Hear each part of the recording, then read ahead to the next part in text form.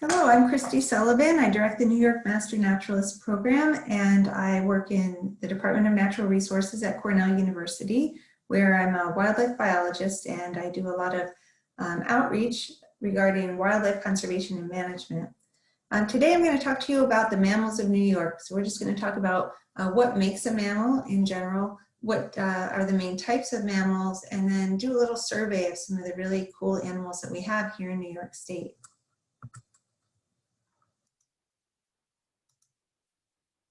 So the major characteristics of the class Mammalia, one big difference between mammals and other groups is that they're an advanced group in the animal kingdom. And they have some very advanced characteristics, and they share some unique features. For example, most mammals have bodies that are covered with hair, and this can be reduced in some mammals such as whales or armadillos, for example, but for the most part, mammals have hair. Mammals also have skin with sweat, scent, sebaceous, and mammary glands. They have a mouth with teeth, but again, this can be reduced in some species such as armadillos. They have movable eyelids and fleshy external ears. And they have 4 limbs that is, in most species, and they're adapted for many modes of locomotion. They also have a 4-chambered heart. The mammalian respiratory system includes lungs, a larynx, and a muscular diaphragm, a highly developed brain. They are endothermic, so we produce our heat internally, and we're homeothermic, which means that we maintain stable body temperatures, and that's true across all mammals. We have internal fertilization that includes eggs that develop in utero with a placental attachment, except in monotremes, which are primitive mammals that lay eggs, and this includes the echidnas and the duck-billed platypus. For mammals, the young are nourished by milk from mammary glands, and that includes the monotremes. There are 3 major subclasses of mammals based on mode of reproduction and embryonic development: the monotremes, the marsupials, and the placental mammals. Monotremes are mammals that lay eggs. They're incubated in a subterranean nest, and after the eggs hatch, the young feed on milk produced by the female. Only 3 species still exist today, the duck-billed platypus and 2 species of echidna, or spiny anteaters, and all are found in Australia or New Guinea. Then we have our marsupials. They're born tiny and immature, and they have to climb out and climb into the mother's pouch or marsupium when they're very, very small. The most recognized marsupial is the kangaroo. That's the one everybody knows about. But in North America, the Virginia opossum that we have is the only species that's present in North America and in New York State. Most people have not had the opportunity to see tiny young opossums in the adult's marsupium. I have been fortunate enough one time, and it's just amazing how teeny tiny the little baby opossums are when they first crawl into that pouch. And there are placental mammals, which is the most common type of mammal in all but Australia. 95% of all mammals are placental, and the young develop over a long period of time in the female's uterus. Okay, now we're going to do a little survey of some of the mammals that we have in New York State. So the first group I'm going to talk about are the Sorex shrews, the masked, the pygmy, and the water shrew. And the first 2 shrews are pictured here, or the last 2 there, the pygmy shrew and the water shrew. And you can see they're tiny and they have very, very pointed noses. The masked shrew is the most common of the 3, but the pygmy shrew and the northern water shrew are also in western New York, but they're pretty scarce. All activities for shrews takes place in burrows or under leaf litter and other objects. They like to be under cover because if not, they're in danger of being preyed upon by other larger animals. And they have a very super high metabolic rate. So they have to eat more and more often than other mammals do. You can imagine they're very tiny. They're moving around quite actively, and they probably need to eat a lot to maintain their activity level and to maintain their body heat. This is a picture of the masked shrew, also very small. The masked shrew is about 4 inches long, including the tail, so it's a very small animal. The insects, their diet consists of insects for 65% of their diet, but they also eat centipedes, spiders, earthworms, and carrion or dead animals. Occasionally, they'll take a small animal such as a salamander or a nestling bird, which really, when you look at the size of a shrew and consider that it could eat a nestling bird, that's a pretty voracious predator, because a nestling bird, even the smallest of nestling birds, would be quite big compared to that little shrew. In the winter, shrews will feed on small, soft seeds. They require large quantities of food each day. The masked shrew does, just like the others. There's one research study where they looked at shrews in captivity and found that they ate 3.3 times their own body weight over a 24-hour period. So that's a lot of eating. And in captivity, they ate and killed others of their own species. So they are very, very voracious predators. It's a good thing they're small. Then we also have the short-tailed shrew, Blorina brevicata. And the short-tailed shrew is larger, it's more robust. You can see its head is a little bit rounder, not that really skinny head with the long pointy nose. Its nose is pointy, but not quite the same as those three very tiny Sorex shrews. The short-tailed shrew is 4 to 5 inches long. It's opportunistic in terms of what it will eat. It will eat just about anything from mice and moles to salamanders and frogs and birds and bird eggs and all kinds of invertebrates. So it'll eat lots and lots of different kinds of things. Sometimes you can see these little guys as they move around in the leaf litter in the forest. You go and sit, especially this time of year, I seem to see shrews quite a bit. You just sit out in the forest and kind of observe, and you can hear some little squeaky sounds sometimes and a rustling of the leaves. And if you look, especially along logs and other cover objects, oftentimes you'll see them kind of peek their head out as they move through the leaf litter and feed. These animals, the short-tailed shrew, are very interesting because they're venomous. They're our only venomous mammal. And their neurotoxin is powerful enough to immobilize or even kill small prey species like frogs and mice. Now, larger animals like humans, they're not going to kill us, but it's enough to make it create an irritation or even some numbness at the bite site. A short-tailed shrew has to eat about every 2 to 3 hours, and shrews are active all year round and rely on cached food materials. And what that means is that during the nice months, they procure extra food and they store it in a cache, and they'll go back when the weather's bad or the ground is frozen and uncover those caches and feed on that food. They have very limited vision, so they use echolocation, which is a series of ultrasonic clicks to make their way around the tunnel and burrows. So basically, as they're sending out those ultrasonic clicks, it's bouncing off the edges of the tunnels and burrows, and that's how they know where they should be going and how to make their way through the underground habitat. In terms of habitat, they'll live in mixed and deciduous hardwood forests with thick leaf litter, that's preferred, but they'll basically occupy all terrestrial habitats below 4,300 feet in elevation. And so for us around in the southern tier, all of our mountains even are under 4,300 feet. So I would say, the Adirondacks may be the only place where they may not be found, where it may be too high in elevation on some of the mountains.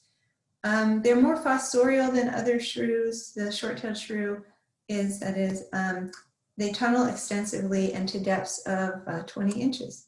And here's a picture of a shrew versus a mole. Even though the short-tailed shrew is the bigger of the shrews, you can see that it's pictured on the left, still much smaller than a mole. And you can see the difference if you look at the front paws of a mole, which are made for digging and excavating, how large and how long the claws are. And so that's a telltale sign that that's a mole and not a shrew. And that brings us to moles. So we have 2 species of moles in New York State, the star-nosed mole and the hairy-tailed mole. Moles are about 5 to 5.5 inches long. They have large front feet that are turned sideways with big claws. And really, looking at the bottom left corner here at this picture of a mole, their front paws are disproportionately large for their body, I would say, and really digging machines. Moles eat grubs and beetle larvae. They'll eat earthworms and some carrion or dead animals. Occasionally, they'll feed on frogs and mice. And star-nosed moles may catch minnows, so they can feed underwater, actually, and we'll learn a little bit more of them in just a moment. So again, with moles, the fact that they can eat frogs and mice is pretty amazing because they just don't look like they'd be that quick, not quick enough to catch a mouse. So moles eat 70 to 100% of their body weight each day to have enough energy to burrow, and they can burrow below the frost line in the winter. And to the right, there's a picture of a star-nosed mole, and we'll learn more about that. Okay, so I'm going to stop sharing this PowerPoint for right now, and I'm going to share a small video about the star-nosed mole with you.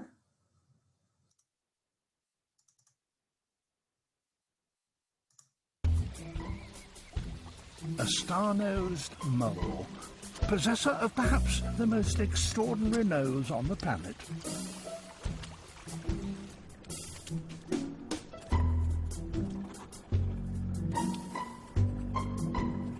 Its nostrils are surrounded by 22 fingers. Fingers that allow the mole to sense the world around it by touch alone. It enables it to detect food with astonishing speed.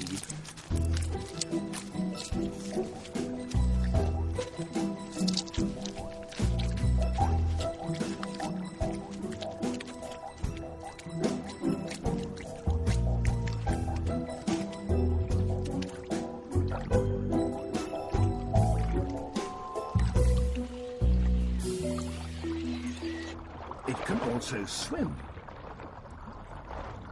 And once underwater, its nose helps it in a most extraordinary way.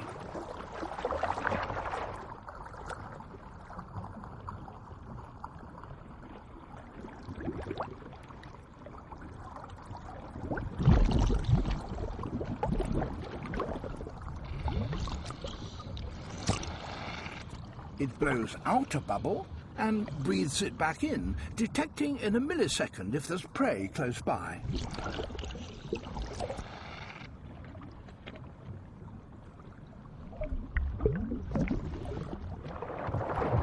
This bubble blowing allows it to sniff out its food underwater, but unfortunately that means it soon runs out of breath.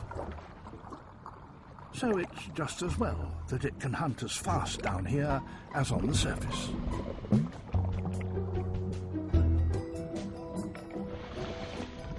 Few creatures can hunt equally successfully, underground and underwater.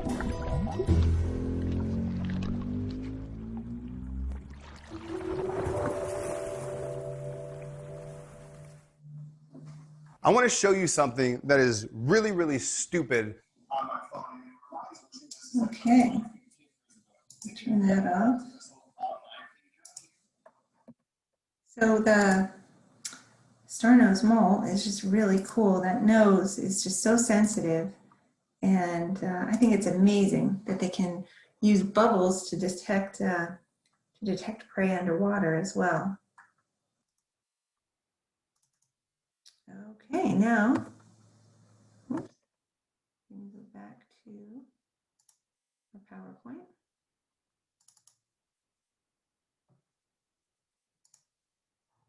Okay, now we're going to talk about flying squirrels, and these are some of my favorites. I think they're just very adorable. They're very tameable. Somebody that I work with, his wife was a middle school teacher, and they had flying squirrels that would live in their house in the winter, and they were tame enough that they could lure them in, and she could capture them to take and show her students in her class, and then just take them back and let them out. So there are two species that we have in New York State, the northern flying squirrel and the southern flying squirrel. And they're the smallest species of squirrels we have in New York State. They weigh just a few ounces. They are nocturnal, so oftentimes we don't see them, but they're actually very, very abundant. Sometimes you can see them at a bird feeder at night, for example. They're very common, but seldom seen. They have flaps of skin that extend from their wrists to their ankles, and they act as miniature parachutes. So unlike birds that flap actual wings, flying squirrels really just hold up those flaps of skin and glide. So they can drop down for about 3 feet or so before flattening out and into a glide. And they can use their legs and move and adjust them to change the position of the membranes and swerve around obstacles. So it's almost like using a Superman or Superwoman cape. From heights of about 100 feet, they can reach speeds of up to 20 miles an hour and glide as far as 50 yards, which is over half the length of a football field. They really like large areas of very mature deciduous or mixed deciduous and coniferous forests with large trees and cavities for nesting and escape cover. So these guys definitely use holes in trees, also called cavities, and they need them. They're gregarious. They oftentimes roost in groups. So they occupy old woodpecker holes in the winter, and any old hole or cavity in the tree. In the warmer months, they'll often build leaf nests in the crotch of a tree, and so they don't necessarily need to be in cavities. And they prefer if a forest stand is open beneath the tree canopy. And what I mean by open is not a lot of other layers of vegetation, so kind of clear for gliding through, so that they have unobstructed gliding. Sometimes there are up to 50 animals in one nest. So when I say they're gregarious, they really, really, truly are. I have a cabin in northern Pennsylvania, and we had flying squirrels in the attic. And by the time we realized that they were there, we started to live trap them out and move them elsewhere. And we removed 23 altogether. So they do get in houses, and they can be quite noisy once they do. They feed on truffles, which are the fruiting bodies of mycorrhizal fungi that live in association with tree roots. The fungi increases the ability of the trees to absorb nutrients and water from the soil. And by feeding on the fungi and depositing the spores of the mycorrhizal fungi through their droppings, squirrels can spread the spores throughout the forest, so they can really contribute to the health of the forest. In terms of other foods, northern flying squirrels often eat seeds, buds, fruit, insects, and small animals even. And southern flying squirrels eat seeds, hickory nuts, acorns, berries, bark, flowers, insects, and other animal matter. So the best way to manage for these guys, if you really want to provide habitat for them, is to keep live and dead trees in a forest that contain holes or cavities. Ideally, look for old woodpecker holes that are about 8 to 20 feet from the ground with an entrance hole of about 1.5 to 2 inches in diameter. Large beech trees often provide cavities and produce seeds that serve as food. And woody debris or woody material on the forest floor, so treetops and branches, can provide additional refuge from predators and also help promote the growth of fungi for food. What's really neat is if you find a cavity tree in the woods and you're walking through, and if it's a hole that you can reach pretty easily, if you knock on the tree trunk, sometimes you'll hear them. They'll make a noise kind of back, and you'll know that there are flying squirrels in those holes. So that's a fun activity to do when you're in the forest. Okay, the next species that I wanted to talk about is the mink. The mink is the characteristic marking is that little white mark under the chin. Nothing else has that little white mark. Mink can be found near streams, lakes, and marshes, often building their dens along the shore. They feed primarily on fish, crayfish, and small mammals. They'll also eat waterfowl, reptiles, and amphibians. In terms of predators, the only thing that preys on mink really is humans, coyotes, and foxes, and some owls.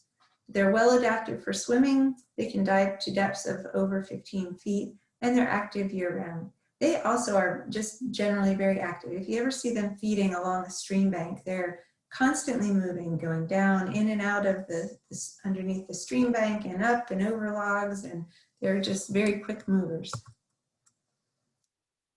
Okay, here's the porcupine. The porcupine is the second largest rodent we have in North America. They live in coniferous, deciduous, and mixed forests.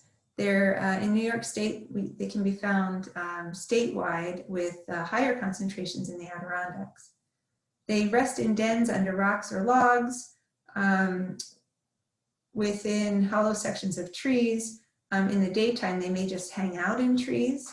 I've seen them in like rocky outcroppings where there are little kind of small cave areas forming. You can find, if you sometimes look in those areas, you can find big piles of droppings. You can tell that it's porcupines because it looks like little pellets of sawdust. So it's very distinctive. And sometimes you can find that at the base of a tree as well.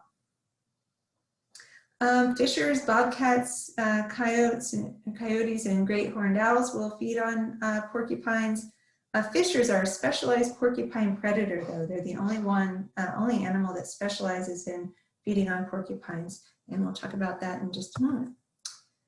So porcupines have about 30,000 quills, which are actually specialized hairs. And you can see that the quill is kind of barbed. It has these little hair-like projections that extend downward. And so once a quill goes into another animal, it's really hard to pull it out.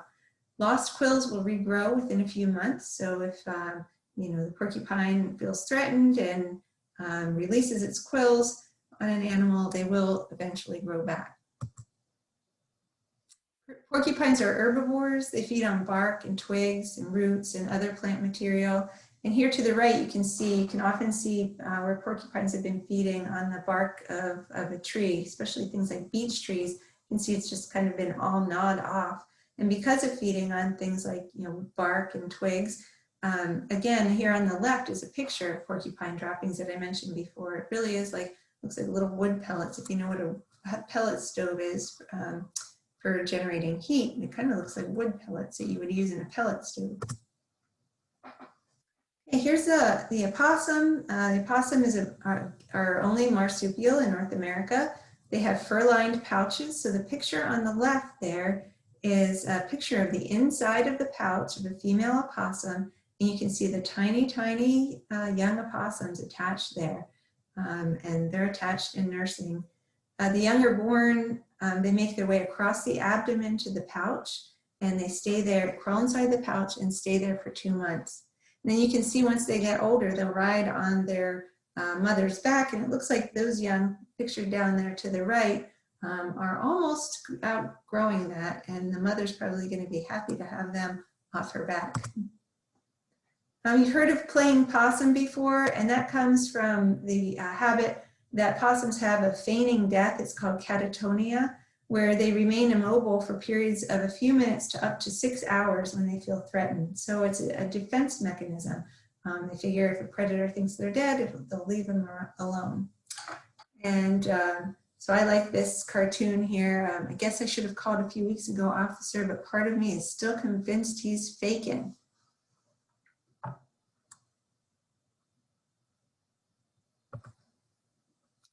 Okay, possums have prehensile tapered tails that are 9 to 13 inches in length.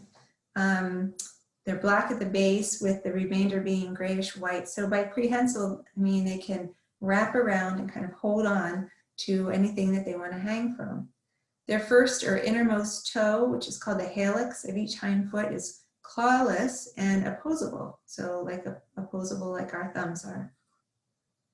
I think they're adorable, those little opossums. Next is the river otter. The river otter is a mustelid. It's part of the weasel family.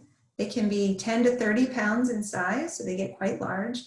They live in rivers, lakes, ponds, small streams, marshes, and other inland wetlands.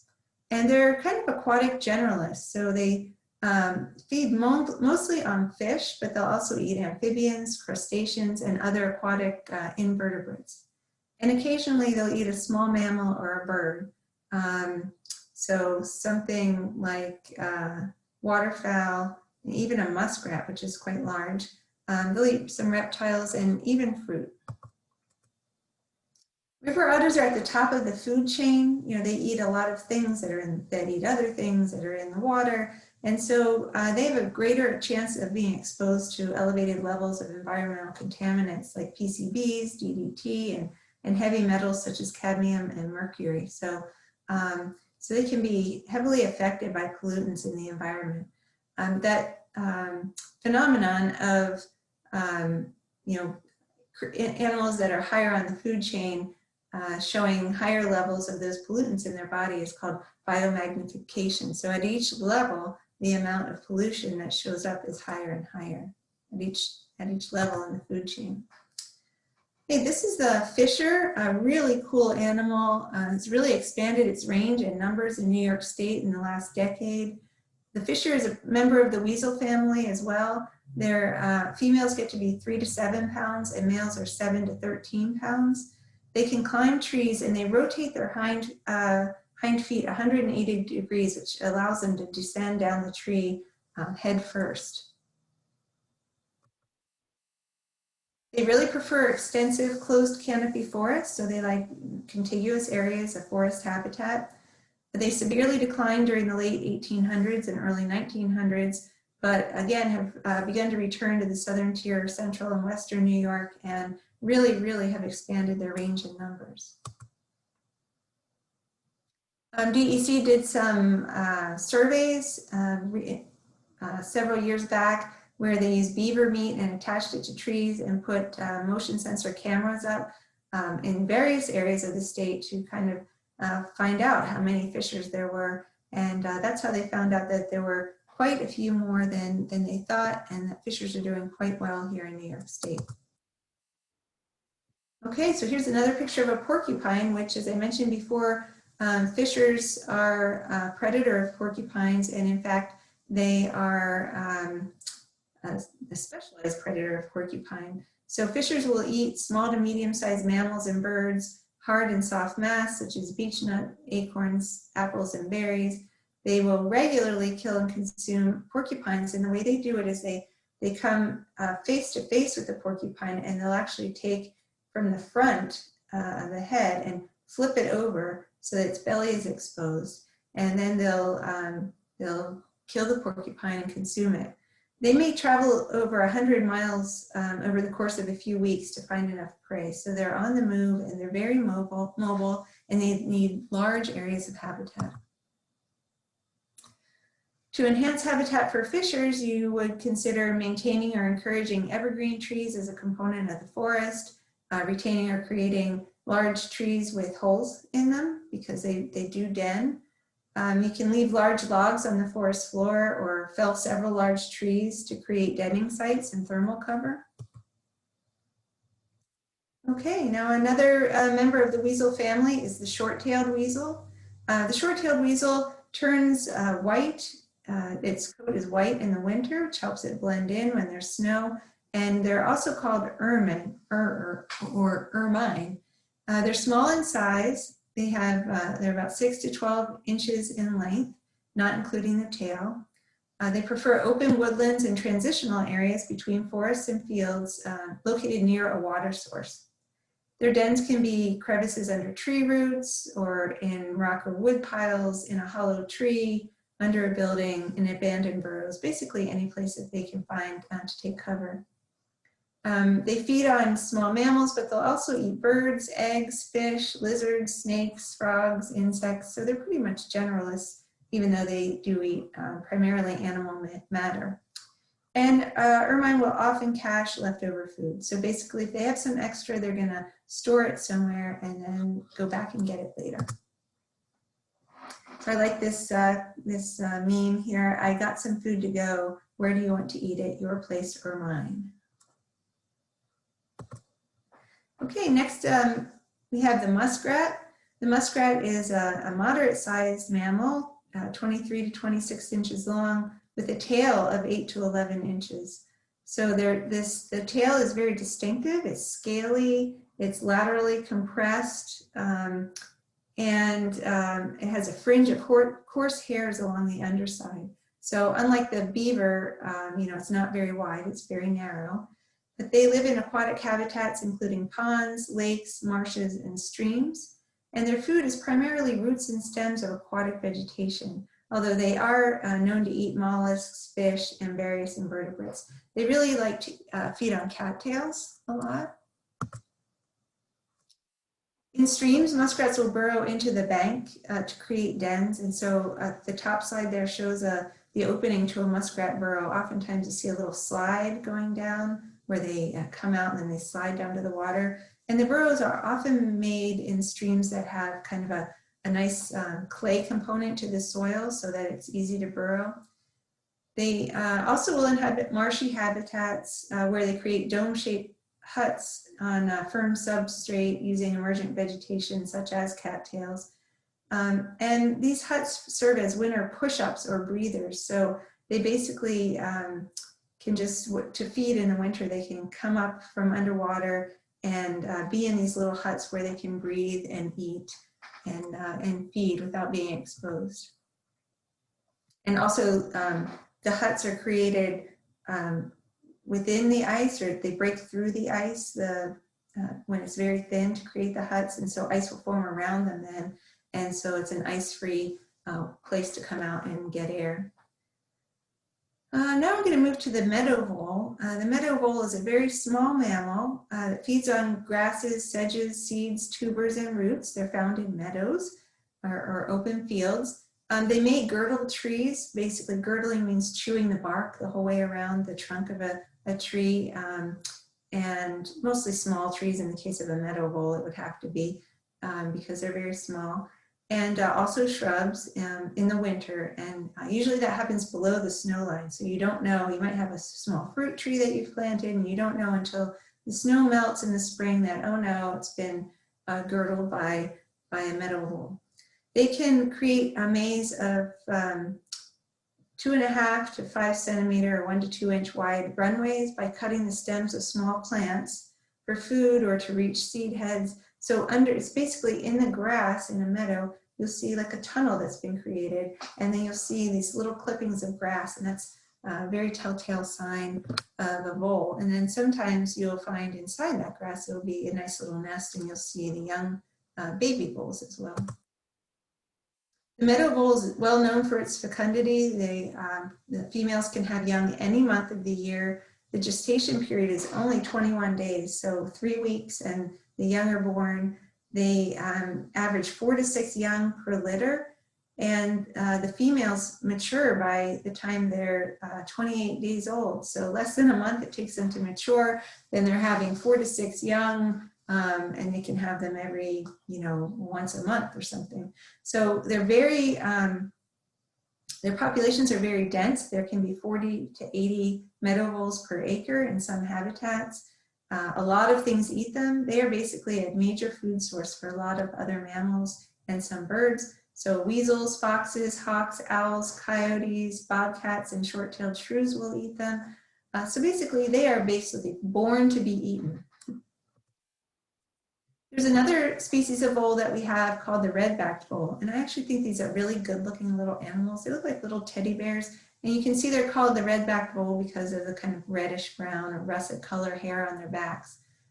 They really prefer moist forest habitats, especially mixed coniferous and deciduous forests, with a lot of wood on the forest floor, so logs and stumps, maybe roots, and then also rocks and twigs. They build nests from plant material as well, but things like sphagnum and dried leaves, and often under logs and stumps. They're herbivores, so they eat vegetation and fungi, and they also, though, will take small invertebrates.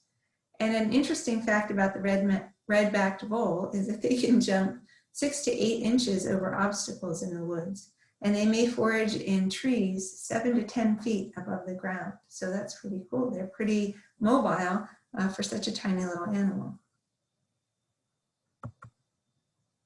Right, now I'm going to talk about the black bear, going to something bigger. The black bear is the second largest mammal we have in New York State. The moose is the largest. Most of them are black, but occasionally we see the cinnamon color phase, which is basically a color that looks like this, the color of cinnamon. Females are smaller than males. Females typically weigh 150 to 250 pounds, where males can get up to 600 pounds.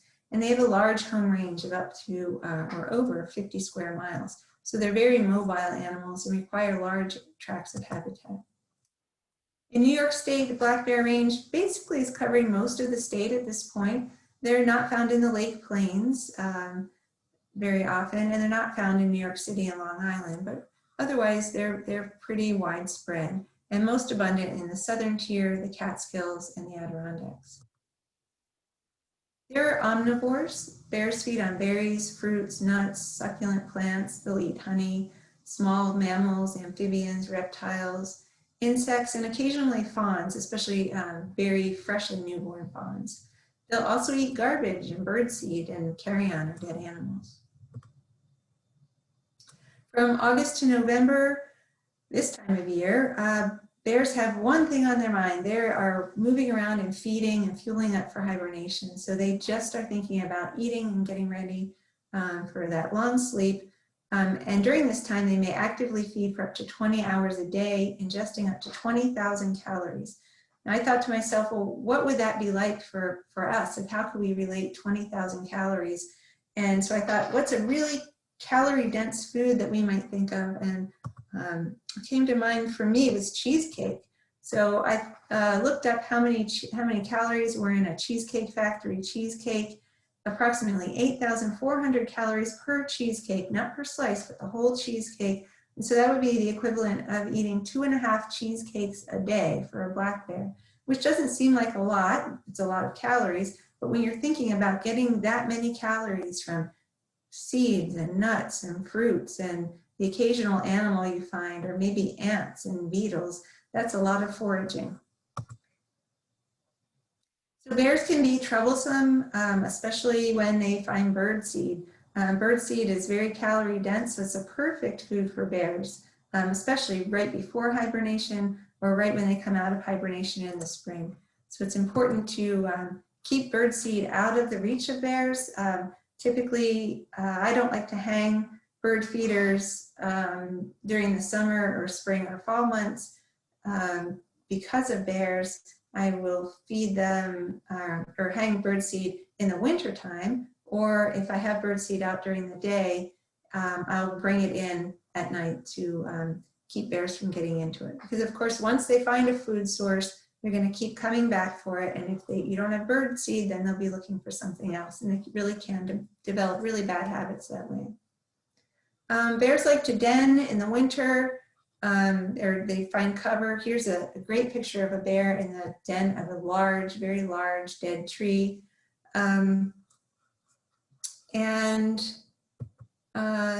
They hibernate for the winter. Males and females hibernate separately. So a female will go into hibernation a little bit earlier than the males do.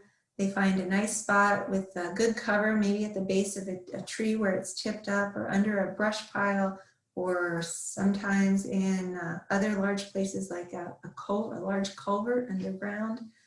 The cubs are born in January while the mother is hibernating, and they'll be nursing and feeding while she's hibernating for a few months. They are up and walking by 8 weeks, and they stay in the den for 3 months, at which time they come out and stay with the mother through that first summer. They'll weigh about 60 to 100 pounds the first fall. They'll hibernate with her the second winter, and then after that second winter, when she's ready to breed again in the midsummer, then she kind of kicks them out and they're on their own. So the black bear young will stay with the female for about 2 years. So female black bears will raise new cubs about every 2 years, and they can have between 1 and 5 cubs, but 2 to 3 is the most common. So if you want to encourage or enhance habitat for black bears, you can encourage a diversity of mass-producing trees like oaks and beech, berry-producing shrubs like blueberries and blackberries. You can retain trees with large cavities, especially those with a large hole at the base of a tree, which can provide good denning habitat.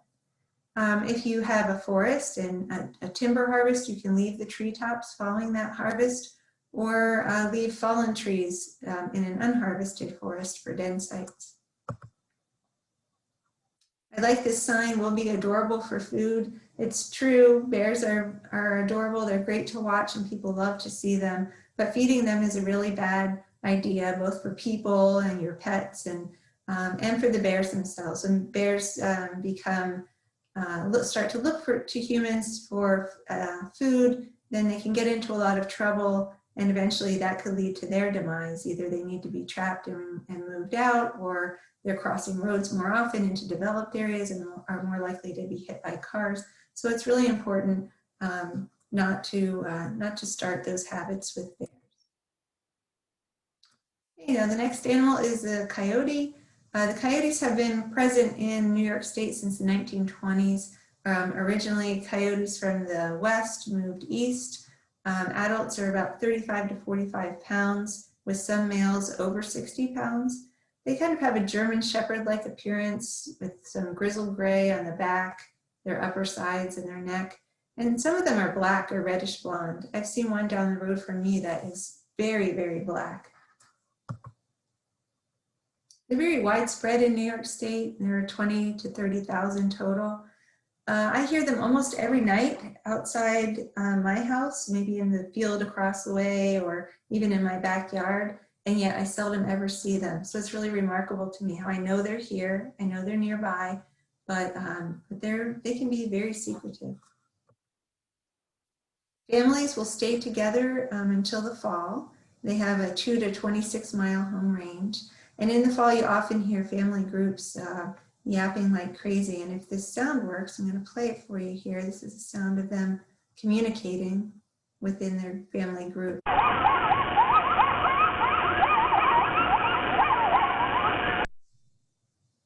you go.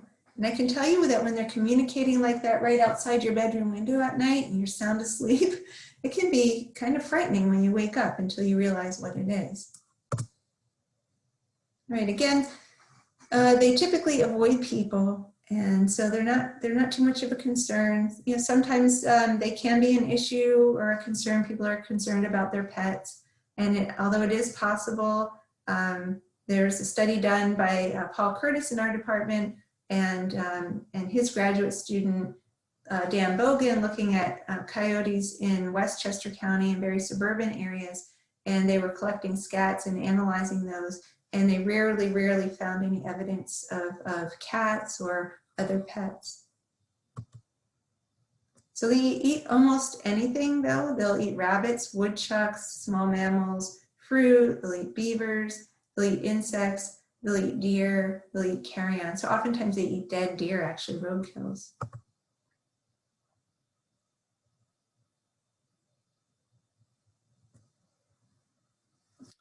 Okay, so now we'll talk about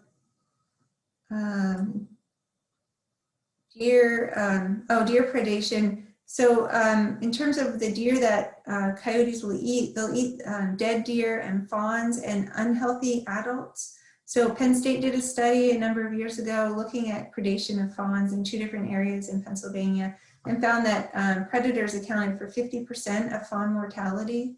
So, and coyotes and bears accounted for about 2/3 of the predation. So what they found was that in heavily forested areas, bears were more likely to account for most of the predation, whereas in open, mixed habitat or agricultural areas, the coyotes accounted for most of the predation. Fawn survival rate was highly variable in that study, between 8 and 50%. Okay, now that takes us to the bobcat. The bobcat is a really cool animal. It's elusive and solitary and mainly nocturnal, but sometimes they venture out in the daytime and often in the morning or the evening. You can see them crossing roads near a wetland or other habitat. You can find their tracks in the snow, which is a fun thing to do. They're opportunistic predators. They'll feed on all kinds of small animals like mice and voles. They'll eat squirrels, they'll eat birds, rabbits. They'll also feed on porcupines, sometimes minks, muskrats, skunks, fish, frogs. So they'll eat all kinds of things. They like to live in extensive forests, wooded swamps, places with rocky outcrops or little den areas, and occasionally in agricultural areas, sometimes in hedgerows or the tree lines between fields. They need rocky ledges and rock piles for shelter, for breeding, and for raising their young, so they like areas with rocks. They'll also use brush piles though, and hollow trees and logs for resting and denning. Enhanced habitat for bobcats, you would want to create young or what's called early successional habitat by cutting. You can build brush piles, but pretty large brush piles. You can leave treetops following a timber harvest, or you can leave large logs on the forest floor to attract prey and provide den sites. And that's all we have for today. So I hope it's giving you a good survey of some of the mammals that we have in New York State. And I thank you all very much.